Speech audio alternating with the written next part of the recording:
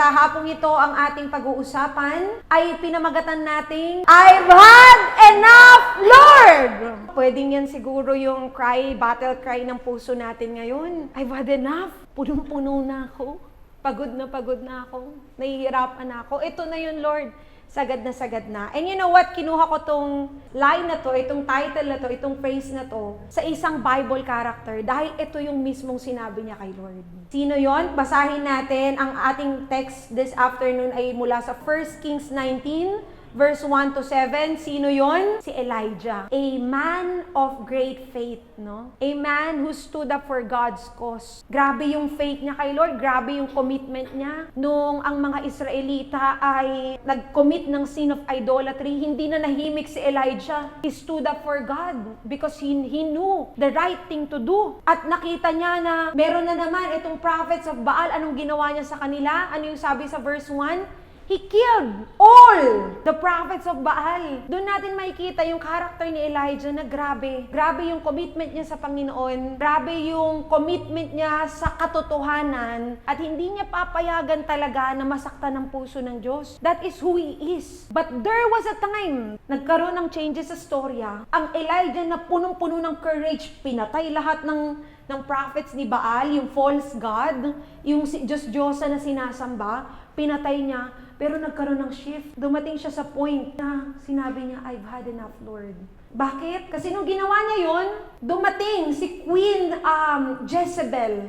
No? At sabi niya sa verse 2, so Jezebel sent this message to Elijah. Nalaman kasi ni Queen Jezebel na itong Elijah ay pinapatay ang prophets ng false god na si Baal at galit na galit siya. Ano yung sabi niya dito? May the God strike me and even kill me if by this time tomorrow I have not killed you.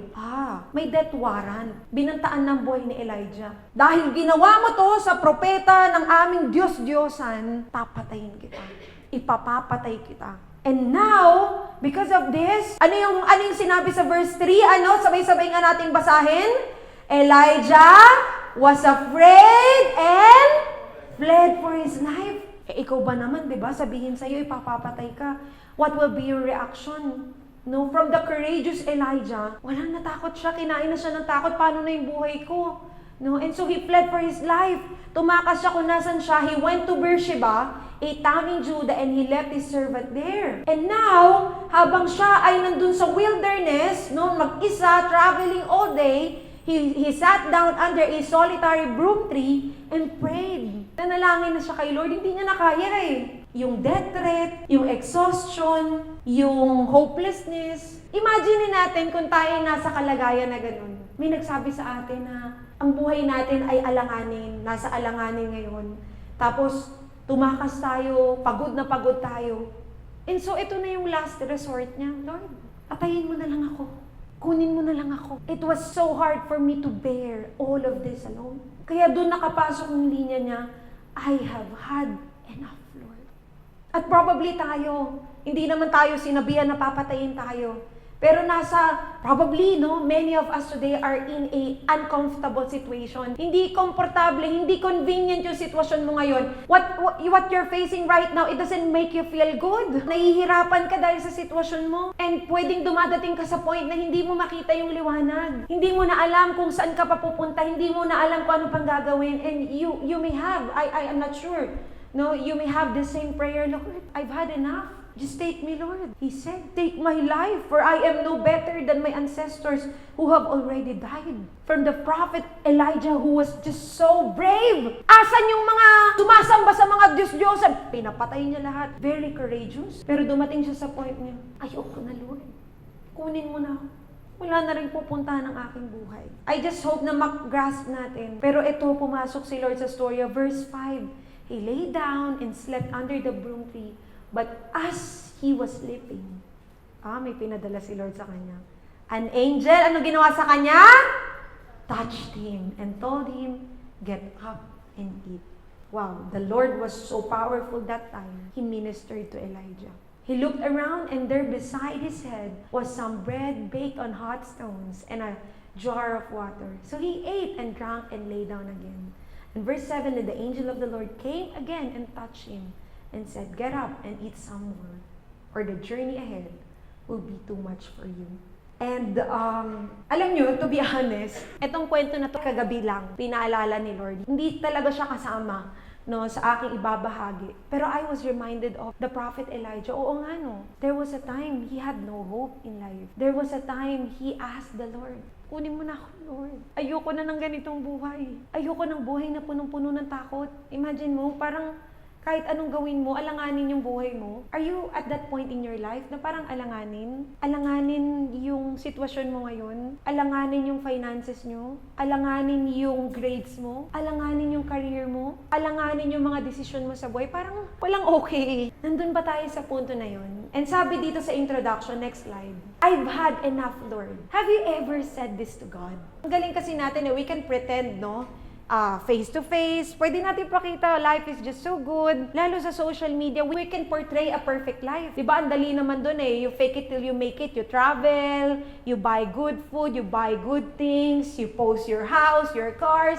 Ang daling i-portray that you're living a good life. Pero no one knows that when you sleep at night, pag ikaw na lang mag-isa, pag ikaw na lang ang nasa bahay nyo, napapatanong ka kay Lord. Napapasabi ka, Panginoon, ayoko na. This is just too much for me to handle. Hindi ko na kaya, Panginoon. Hindi ko na alam kung may solusyon pa ba dito. Hindi ko alam kung malulusutan ko pa ba tong problema na to. Ubus na ubus na. I've had enough, Lord. And when life has been consistently tough, okay yung isang araw na may pinagdadaanan ka, okay lang yun, kaya mong tiisin. Pero yung paulit-ulit, yung walang hanggan, yung problema pagkatapos ng problema, alam mo yun, one problem after the other, kakatabangon mo pa lang ulit, may problema na naman. Para kang problema na tinubuan ng tao, alam mo yun? Ang dali Kung kunyari isang araw, 2 araw, 3 araw, pero yung months, years ka na nahihirapan sa buhay, ang hirap nun.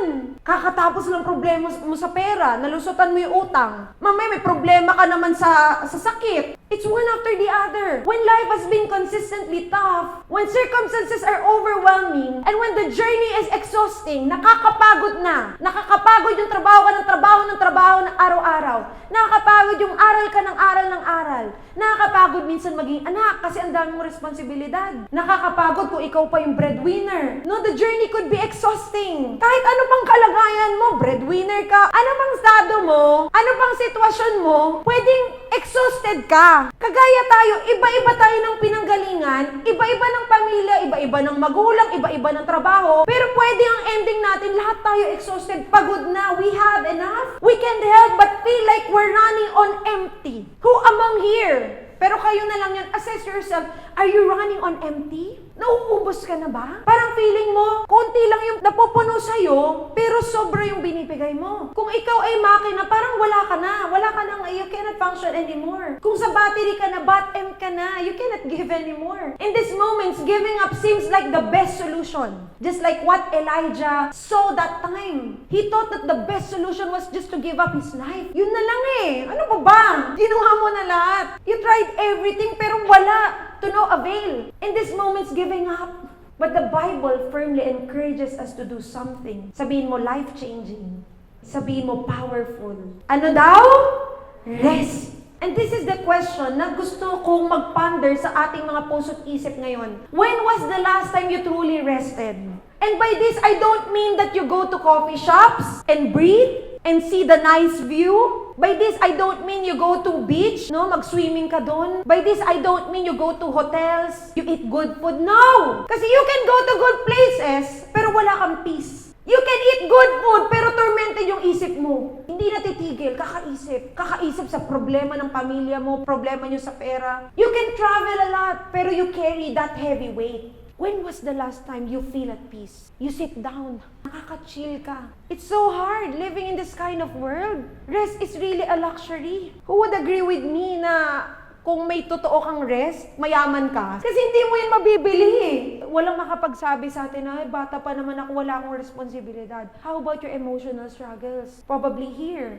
You're not understood. You're not being understood by your family, by your parents. Hindi ba yun heavyweight? Ang hirap kaya nun yung hindi ka maintindihan ng magulang mo. May mga tanong ka sa buhay, walang nag-guide sa'yo, hirap na hirap ka. Ang hirap nun. At para sa'yo, kinakarga mo yun araw-araw. Nobody knows you're dying inside. You're empty inside. You're struggling. And so this is what you need, rest. And I hope and I pray this afternoon, mga kapatid, mga kabataan, young professionals, na matagpuan natin yung rest na ito, hindi sa mga bagay dito sa mundo that are fleeting. Hindi sa mga tao na pwedeng magbago, kundi doon sa presensya ng Panginoon na kaya magbigay ng tunay na pahinga. Dahil si Elijah, doon niya lang natagpuan eh. You know what changed the scenario? Look at me. The touch of the Lord. It brought him life. Binigyan siya ng new sense of direction. He was able to continue because the Lord touched him. And now, the question, Ate Sam, how to experience? Paano ba? Hindi ko na rin alam eh. I've done everything, ate. Naubos ko na lahat ng coffee shops dito sa Caloocan. Nagpapalpitate na nga ako, te! Lahat na ng kape, nilaklak ko na para lang makapag-relax ako.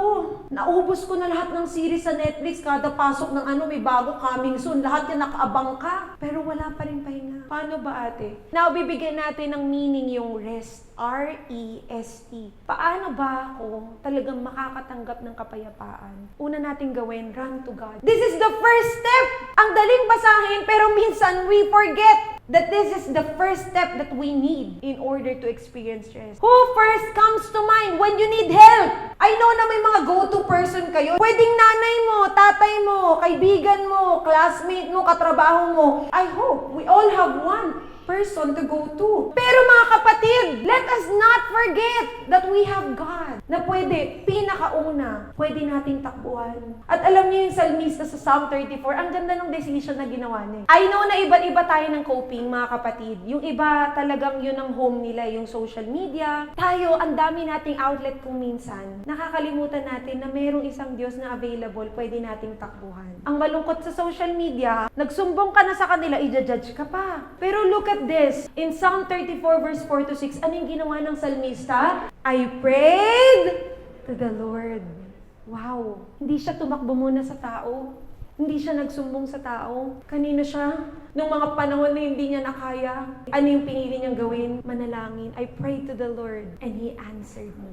You probably experience running to a person. You confide. You express yourself. Pero wala silang response. Hindi nila na-reciprocate yung energy mo. Nagsumbong ka, pagod na ako sa buhay. Hirap na ako. Sila naman, talaga? Ako nga rin eh. Many times, people cannot reciprocate. Kasi iba-ibang tao eh. Diba? Lalaki nga at babae. Minsan magwala na yung babae. Diba? Yung lalaki nakatingin lang. Parang di nila maintindihan ko na yun. Iba-ibang tao. Kaya minsan we cannot expect people to reciprocate the same energy. Pero ang ganda nito, tignan niyo yung sagutan nila. Nanalangin siya sa Panginoon at ano yung ginawa ni Lord? And He answered. Kayang makipagsabayan sa'yo ni Lord eh. Pag lumapit ka sa Kanya, tutugon siya sa'yo.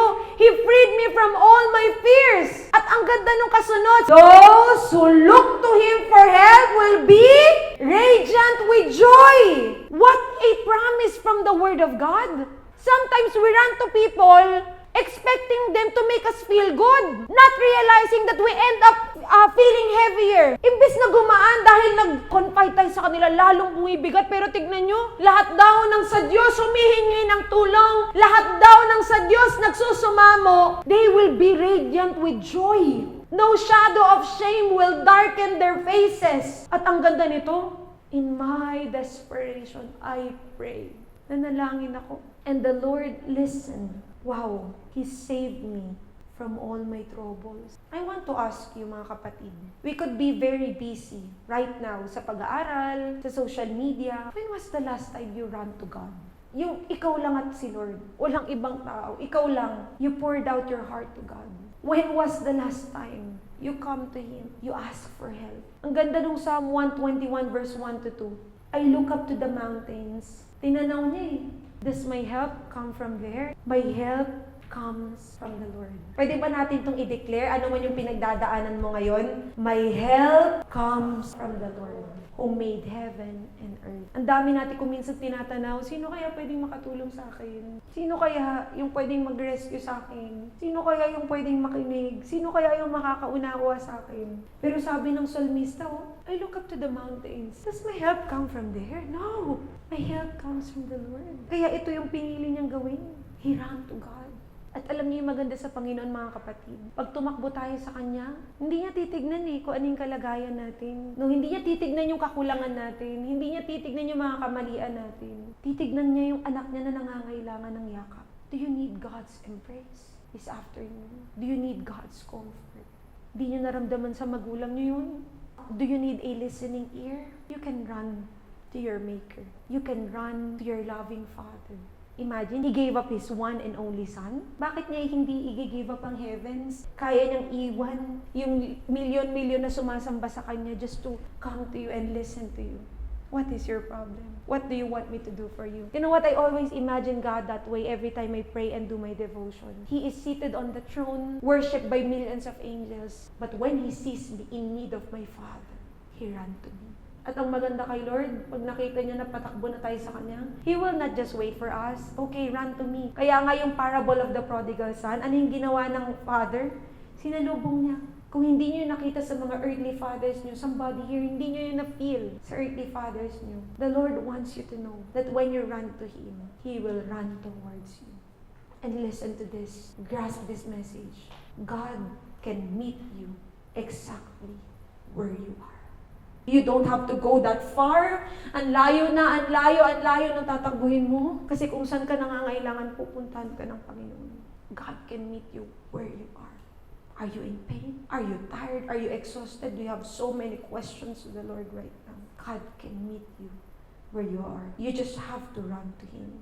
May kanta nun yung, "Cause when you run to me." Kung alam niyo yung song na yun, lagi ko na-imagine si Lord pag kinakanta. He took me in His arms, held my head on His chest, said, "My son, come home again." He lifted my face, wiped the tears from my eyes. Ganun daw si Lord with forgiveness in His voice. He said, "Son, do you know I still love you?" Yun ang ating Heavenly Father. Patakbo ka pa lang, tumatakbo na siya, papunta sa'yo. Kayang-kaya kang yakapin. Ano ang unang hakbang sa pahinga? Takbo ka muna sa Diyos. You cannot miss that part. And number 2, R-E. What do we do after we run to God? Expose your true condition before Him. When you run to God, you have to expose. You don't hide. Pwede mo yung itago sa lahat. Pwede mo yung ikubli. No, kagaya ng sabi ko sa inyo sa social media lang, ang daling magtago ng totoong ikaw. Ang daling i-portray na ganito yung klase ng buhay mo, ganito yung pamilya mo, ganito yung kabuhayan mo. You can pretend all you want, but not with the Lord.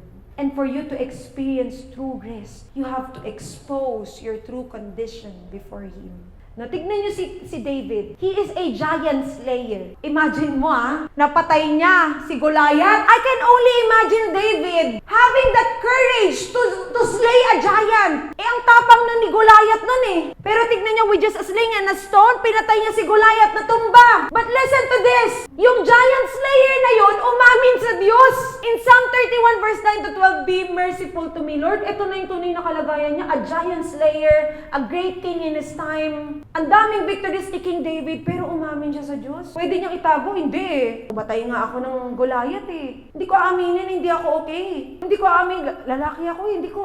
Pero look at him. He came to the Lord and sabi niya, "Lord, maawa ka sa akin. I am in distress." Ito yung totoong kalagayan ko ngayon. My eyes grow weak with sorrow, my soul and body with grief. Imagine. Ako pag ini-imagine ko to na ang isang giant slayer aamin, "My life is consumed by anguish and my years by groaning, my strength fails." Ang hirap aminin ito kung minsan. Lalo na kung kunyari sa circle of friends natin, hindi natin maamin na hindi tayo okay Diba? Kaya nga pag nakita-kita tayo sa church, hindi ka naman magpapakita ng kahinaan mo. Meron pang pumasok dito sa church, umiiyak. Diba nga parang mawiwirdohan sila sa'yo, pagpasok mo pa lang ng church, umiiyak ka na? Hindi, kasi we try to be strong. We try to handle it on our own. Pero look at him, sabi niya, "Panginoon, wala na akong lakas. Ito yung totoong kalagayan ko. My bones grow weak. Because of all my enemies, I am the utter contempt of my neighbors and an object of dread to my closest friends. Those who see me on the street flee from me." Grabe yung admission niya dito sa dulo, yung naka-emphasize. Sabay-sabay nga nating basahin. "I am forgotten, Lord, as though I were dead. I have become like broken pottery." Ito yung the great king in his time, a giant slayer, a man of God, a man after God's own heart, admitted he is not okay. How about you? Kailan ka aamin? You're not doing good? You're not feeling well? You're exhausted? Kailan ka aamin? Kung hindi ka makaamin sa pamilya mo, kung hindi ka makaamin sa mga kaklase mo, kaibigan mo dito sa church, katrabaho mo, pwede kang umamin sa Diyos. Kailan mo aaminin na nanghihina ka na? Kailan mo aaminin na walang-wala ka na? You know what the good news next slide? You don't have to appear strong and whole before God. No. This world will make you feel that. Ang daming standards dito sa mundo eh. You have to be this, you have to be that, you have to look good, you have to be strong. No, yung mga emotional, hindi yan katanggap-tanggap, ang hina niyan. But you know what? The world is not like the Lord. With God, you don't have to appear strong and whole. As weak and broken as you are, you can come to Him and confide in Him. Pwede kang lumapit sa Panginoon ngayon at maging, completely honest. Lord, ang dami kong tanong. Lord, wala na akong resources. Lord, nahihirapan ako sa pamilya namin. Lord, nangihingi na ako spiritually. As weak and broken as you are, you can come to Him and confide in Him. Kung wala pa tayo sa ganung level, ay dalhin tayo ni Lord sa ganung level. Ako ngayon, dahil sa dami ng mga struggles sa buhay, mukha lang, kaya lang magdala, pero ang daming struggles sa buhay. I learned to confide in the Lord each and every moment in my life. Panginoon, di ko ito maintindihan. Panginoon, nahihirapan ako. Panginoon, I don't know what to do about this math. Just last Friday, nawalan ako ng tito. Biglaan. Yung tito namin na yun yung nagpalaki sa amin. We lived before in Isabela. Hindi madali. Ang comfort mo lang, he went home. Pero the human Sam would be in so much pain. And alam niyo, nahihirapan makapasok yung mga teachings. I was reviewing. Mamaiyak ako. I review. I read the word. Dinideclare ko yung promises ni Lord. Pero parang nahihirapan ako. And then I sat down. And then sabi ko kay Lord, Lord, sorry po, hindi ko na alam yung sasabihin ko sa'yo. Hindi ko rin ma-explain yung pain eh. Pero sabi ko, pwede bang yakapin mo lang ako ngayon, Lord? Pwede bang samahan mo lang ako as I grieve? And during that moment, I just felt the Lord sitting beside me. Hindi ako nag-aral nun ng tuturo ko. I cried. I grieved the loss of an important person in my life. Yun lang pala hinihintay ni Lord sa akin. Sabi ko, okay na yun, He went home. I have to study. Friday na, kailangan ko mag-aral ng ituturo. Pero sabi ni Lord, you have to be completely honest with me. If you're not okay, you can pour out your heart. And this is the same message for you mga kapatid. If you're not okay, you can pour out your heart to God. Pwede mo bang sabihin yun sa katabi mo, if you're not okay, you can pour out your heart to God. Baka nakalimutan na yan ng katabi mo. Pwede tayong lumapit sa Diyos. Ano yung sabi sa awit? Savior of my soul. Sabayin niyo nga ako. I confide in you through all my darkest moments. In you I find my peace, my comfort when I'm weak. I trust in you through storms and raging seas. Faithful, you're my God. You're the glory. You're the glory and the lifter of my head. Your light, it fills my day. It leads me in your ways. Forever I surrender all to you. Ang ganda ng awit no? And this time, lapit tayo sa Panginoon. We run to Him. We expose. Inamin mo na now, it's time to surrender. It's time to let go. You've been trying to hold on to that for so long. Talagang di mo mabitawan yung mga fears mo, yung worries mo, yung rejections, yung discouragements, yung grief, hindi mo ma-let go. Now, when you expose it before the Lord, God is asking you, let me take that. Let me handle that. Let me take care of that. Sabi dito sa Psalm 55 verse 22, give your burdens to the Lord and He will take care of you. Bakit minsan hindi makakilos si Lord sa buhay natin? Hindi natin siya binibigyan ng puwang Hindi natin siya binibigyan ng part. Kahit naman sa tao, o kahit sa mag-asawa, di ba? O kahit sa anong relasyon. When you're not invited to help, you will not help. Diba? Mag-i-extend ka lang naman ng tulong pag yung tao humingi ng tulong. Kaya kung minsan nagkakaroon ng gap diba? Nagkakaroon ng friction sa mga relationships. You expect other person to help you. Hindi ka naman nag-reach out. We just expect them to be that way. When you're not reaching out, I need help. And now this is what the Lord do. When we give our burdens to Him, when we come to Him and surrender to Him everything that's weighing us down, that's making the load heavy, sabi ni Lord, He will take care of you. God is a gentle God. He comes into the scenario when you invite Him. When you give it to Him, He will take care. Kaya minsan, kunyari sa finances, gusto mong pagpalain ka ni Lord, hindi mo naman binibigay sa Kanya. You don't allow Him to take care of your finances. You feel like your finances are for you. You feel like it's yours, no? God will take care of you. He will not permit the godly to slip and fall. And this is my personal reflection on this. God is not expecting us to figure it all out. Sometimes we wait for things to be okay before we come to the Lord. No, we solve the problem first and then we come to God. Tapos na. But you know what? You know the good news? Hindi ina-expect ng Diyos na ma-figure out mo muna yun bago ka lumapit sa Kanya. Hindi ina-expect ng Diyos kung gulo-gulo yung buhay mo ngayon, di mo kayang ayusin. God is not expecting you to figure it out. Paano ko ba ayusin yung buhay ko? Dapat bago ako lumapit sa Diyos, ayos na yung buhay ko, ayos na yung puso ko, ayos na yung pamilya ko, ayos na yung trabaho ko, ayos na yung lahat ng areas ng buhay ko. No! God is not expecting us to figure it all out. What He desires is for us to place everything in His hands. And once we do, we watch Him to work things out for our good. Ganun daw si Lord eh. Di ba minsan ng tao, kunyari, sa love life na lang, usapang love life. Kailangan bago kayo mag-meet, pareho kayong walang unsettled issues eh. Ang hirap nun, idadump mo yung unsettled issues mo sa kanya, siya naman idadump niya sa'yo, yung mga kahinaan mo, dadump mo sa kanya. Ang hirap between two people. Kaya nga daw, dapat pareho kayong ready. Physically, emotionally, spiritually, financially, all areas ready kayo. But you know what? It doesn't work that way with the Lord. You don't have to be perfect. You don't have to be so ready when you come to the Lord. Kahit gulo-gulo yan, kahit liku-liku yan, kahit ikaw gulong-gulo ka na rin sa sarili mo at hindi mo na malaman kung paano mo aayusin ang lahat sa buhay mo, pwede kang lumapit sa Kanya at ipagkatiwala sa Kanya. Yun lang yung hinihintay sa iyo ng Panginoon. How many of us here have unsurrendered things? Yung mga bagay na hindi natin kayang ilagay sa kamay ng Diyos kasi hindi natin kaya na pakialaman ng Diyos. Kasi baka pag pinakialaman ng Diyos, masasaktan tayo. But you know what? That very thing na pinapasurrender sa iyo ng Panginoon, isurrender mo. Is that your finances? Is that your dreams? Is that your plans? Your goals? Is it a person? When you place it in the hands of the Lord, sabi ng Panginoon, ako bahala umayos dyan. Is it you? You cannot surrender your full life to the Lord? Baka may baguhin si Lord eh. Okay na ako. May mga bagay na kaya ko ibigay sa Kanya, may mga bagay sa buhay ko na hindi. Paano kung ikaw mismo pinapasurrender ni Lord, bigay mo sa akin buhay mo? You cannot surrender. But when you place your life, your concerns, your fears in the hands of God, alam mo ba ang gagawin lang natin? We have to step back and watch how the Lord will work things out for us. Kasi yung mga bagay na hindi natin kayang ayusin ng Diyos. Yung mga bagay na wala ka ng kontrol, kayang kontrolin ng Diyos. Yung mga bagay na parang wala ng solusyon, kayang solusyonan ng Diyos. Pero ano yung nire-require ng Panginoon? Ibigay mo.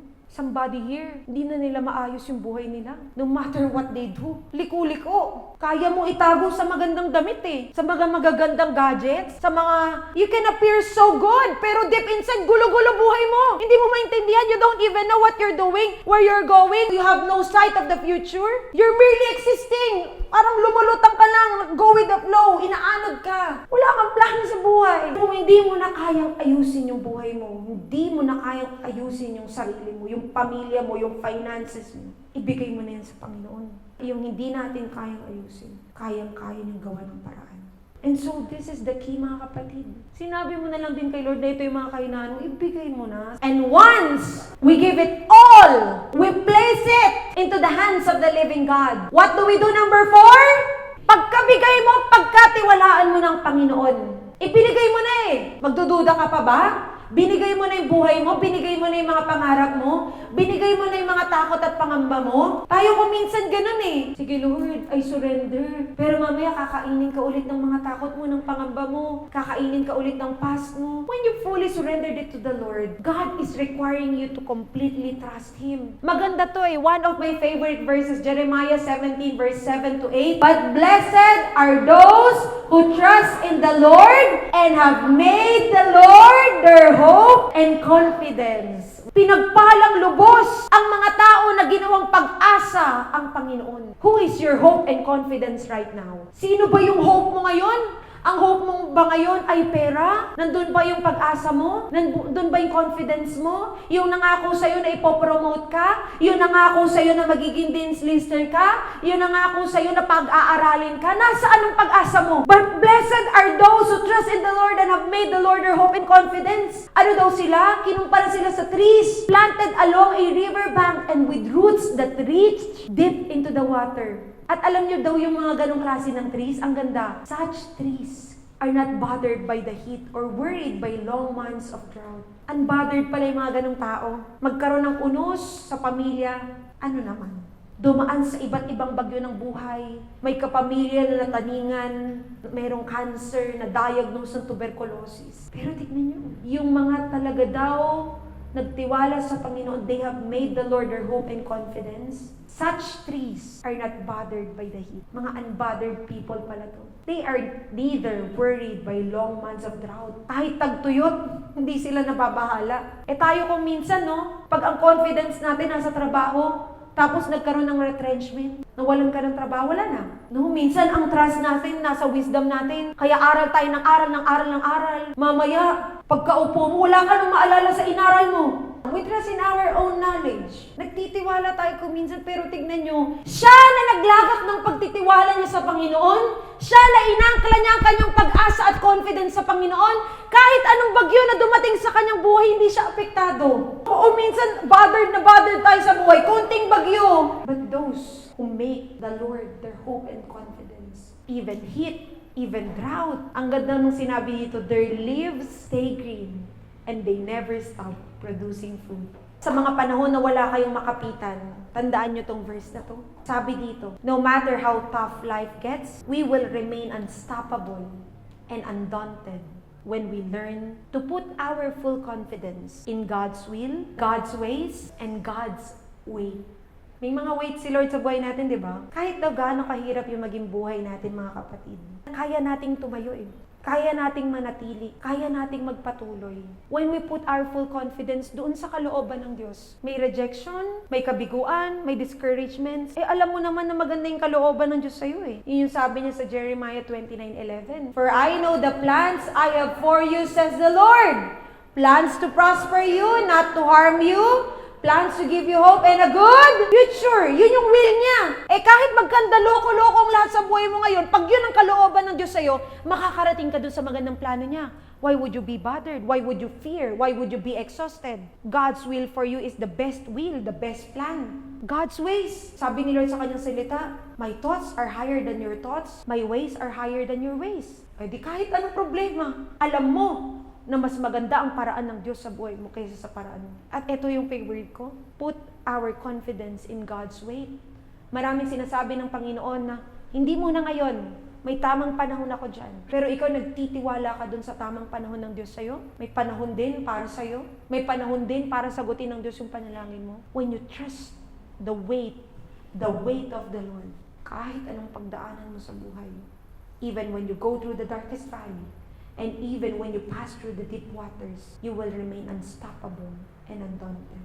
This is the last step and the most important step, mga kapatid. We run to God, we expose ourselves before Him, we surrender everything in His hands, and now, it's time, Lord, I trust You completely. You know what's best for me.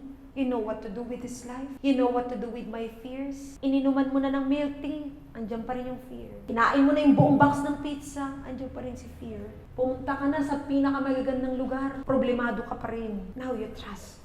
Pagkatiwalaan mong Diyos. And I want to end with this as I invite the ministers. Ang ganda ng Isaiah 40, verse 25 to 31. And to whom will you compare me? Who is my equal?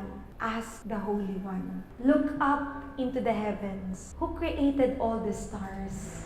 He brings them out like an army, one after another, calling each by its name. Because of His great power and incomparable strength, not a single one is missing. Oh Jacob, palitan nyo ng name nyo. Oh Sam, how can you say the Lord does not see your troubles? Oh Sam, how can you say God ignores your rights? Have you never heard? Have you never understood?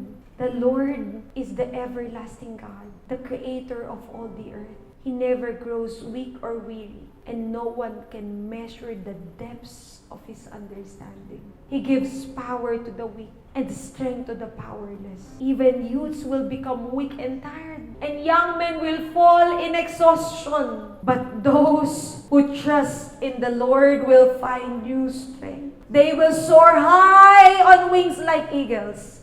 They will run and not grow weary. They will walk and not faint. This is the love letter of your Father. Pwedeng maubos talaga tayo mga kapatid. Do not overestimate yourself. Nobody is too strong. Even Ate Sam, bago ako tumatayo sa pulpit, sobrang daming laban, sobrang daming luha. It just shows how weak we are as, humans. But we can run. We can run to the source who is so unlimited. We can run to the one who never runs dry, who never runs on empty. We can run to the one who is available. We can run to the one who strengthens. We can run to the one whose love overflows. We can run to the one whose grace abounds. We can run to the one whose comfort is enough. We can run to the one who can give up everything for our sake.